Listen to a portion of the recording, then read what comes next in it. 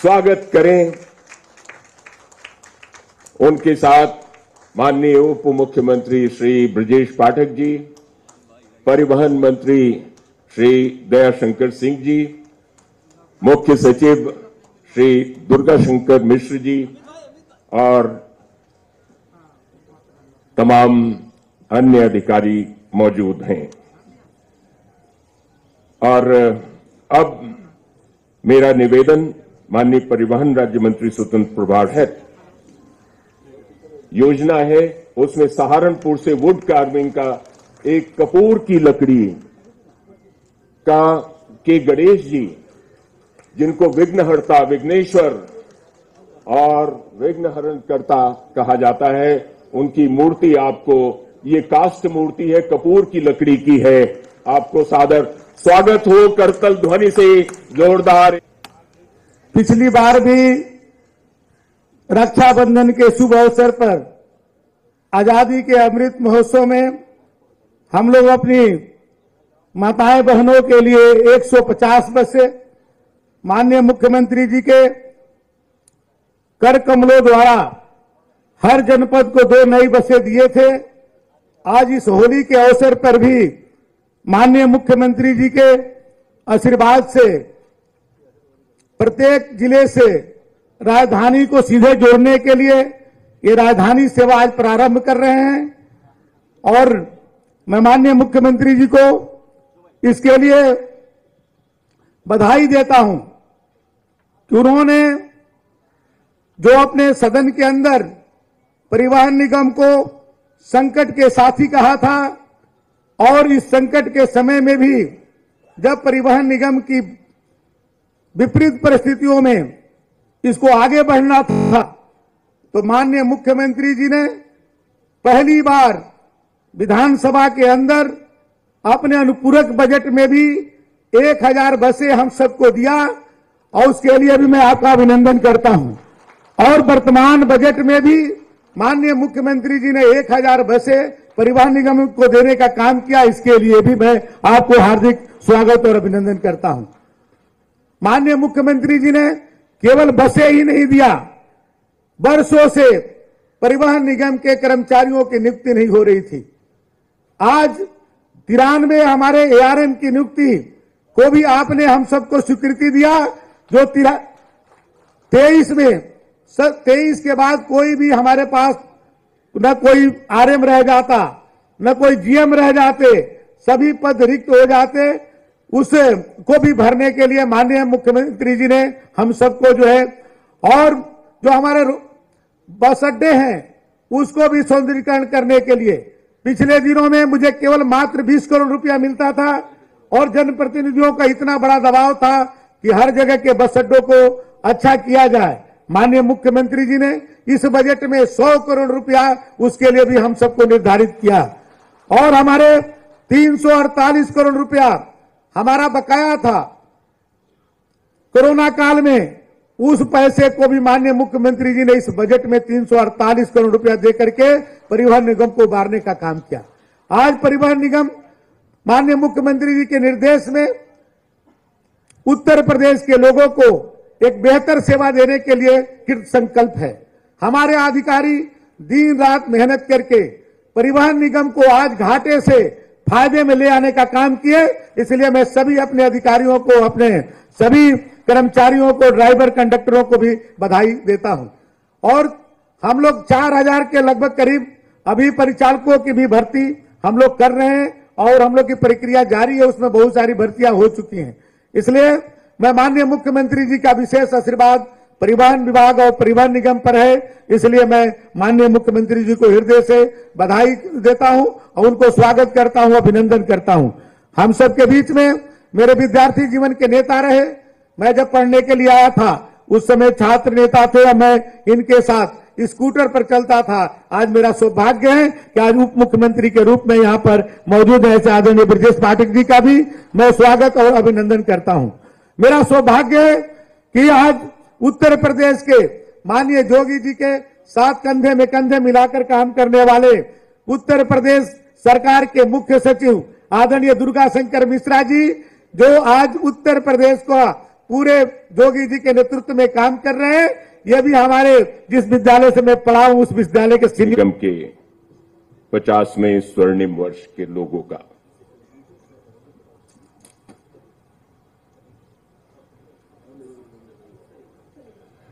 करतल ध्वनि से स्वागत हो। बहुत ही सुंदर यात्रा 50 वर्षों की।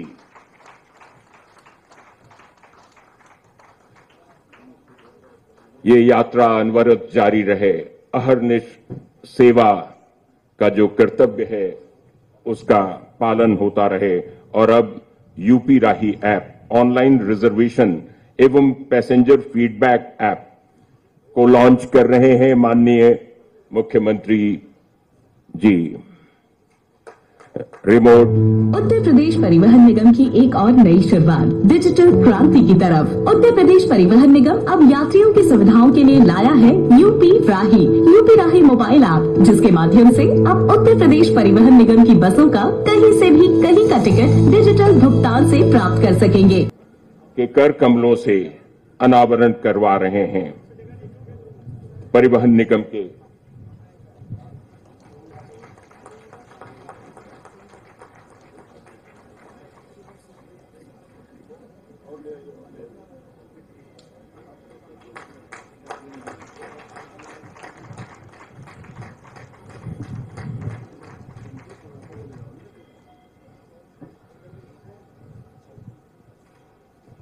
और ये अनावरण भारतीय डाक विभाग एल्बम प्रस्तुत कर रहा है। सभी माननीय मुख्य अतिथि महोदय एवं सभी अतिथियों को और टेश्वरलू जी,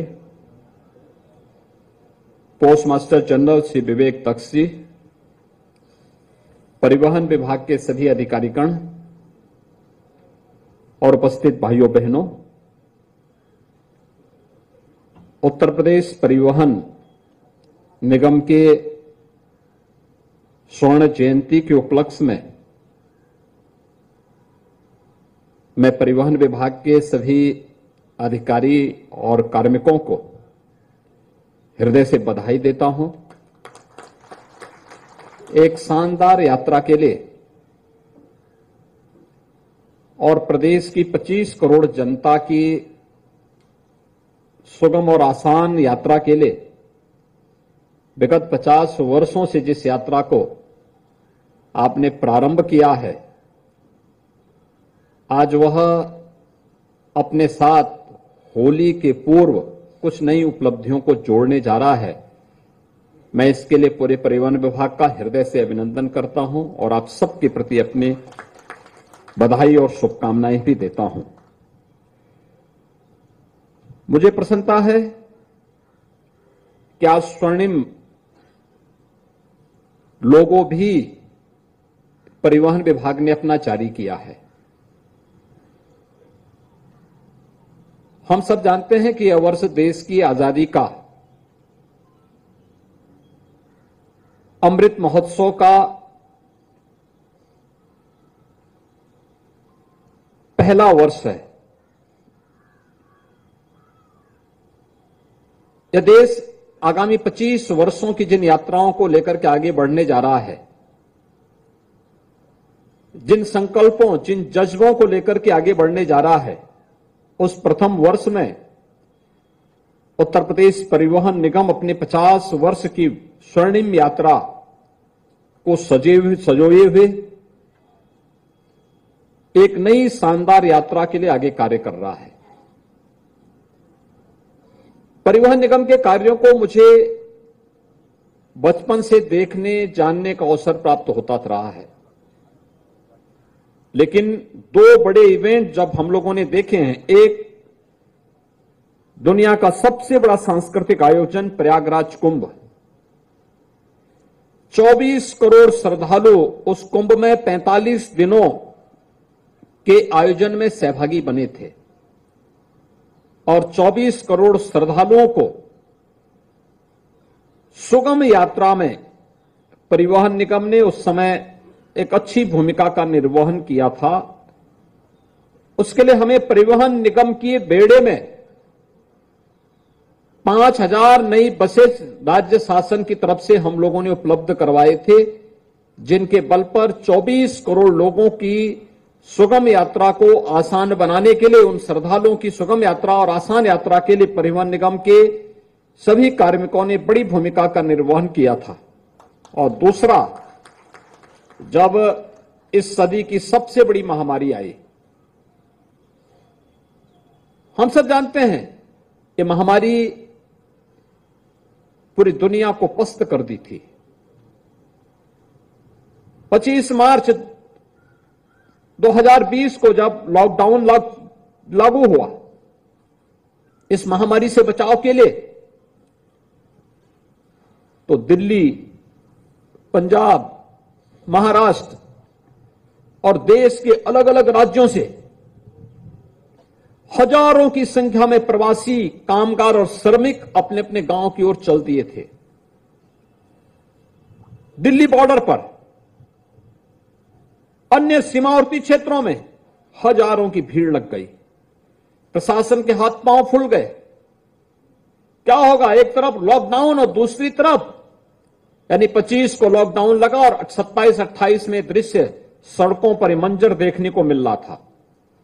तब मैंने इमरजेंसी में परिवहन निगम की ही बैठक बुलाई थी और बैठक बुला करके मैंने कहा, भाई आपके पास कितनी बसें हैं? परिवहन निगम ने कहा कि हमारे पास 12 से 14 हजार की बसेस का बेड़ा है, हमें सुविधा मिलेगी, हम तत्काल इस कार्यक्रम को अपने हाथों में ले सकते हैं। नेतृत्व में हम सब लोग अच्छा काम करके एक अच्छा व्यवस्था बनाएंगे। और अब माननीय मुख्यमंत्री महोदय के कर कमलों से राजधानी सेवा और साधारण सेवा की नई बसों का फ्लैग ऑफ होने जा रहा है, जो सबसे उत्साहपूर्ण माहौल में ये बहुत ही पुलकित करने वाले क्षण। आप तालियों से स्वागत कीजिए। फ्लैग ऑफ हो रहा है और बसें रवाना हो चुकी हैं। ये उत्साह का पल है और हमारे उत्तर प्रदेश राज्य सड़क परिवहन निगम की उपलब्धियों में एक और ये लक्षण, सकारात्मक लक्षण और ये उपलब्धि राजधानी एक्सप्रेस सेवा। ये राजधानी एक्सप्रेस सेवा लखनऊ की पहली बस रवाना हुई और ये उत्तर प्रदेश परिवहन आपका अपना साथी राजधानी एक्सप्रेस सेवा लखनऊ का दूसरा वाहन और ये तीसरी बस, चौथी, बहुत सज धज के साथ आजादी के अमृत महोत्सव का भी आपको स्मरण कराया जा रहा है। राजधानी एक्सप्रेस सेवा लखनऊ प्रत्येक जनपद, 75 जनपदों को बस सेवा से जोड़ने का एक शानदार कार्य। साधारण सेवा, ये इटावा क्षेत्र के लिए ये बस जा रही है और ये इटावा क्षेत्र के लिए दूसरी बस। साधारण सेवा इटावा क्षेत्र के लिए ये तीसरी बस रवाना हो रही है मंच के सामने से। और ये एक और वाहन और ये चित्रकूट धाम क्षेत्र के लिए साधारण सेवा की ये बस। और इसके साथ कीर्तन ध्वनि से एक बार स्वागत कीजिए। ये बहुत ही पावन अवसर है, पुनीत अवसर है। मैं आप सभी को इस कार्यक्रम में प्रतिभाग करने के लिए धन्यवाद देता हूं।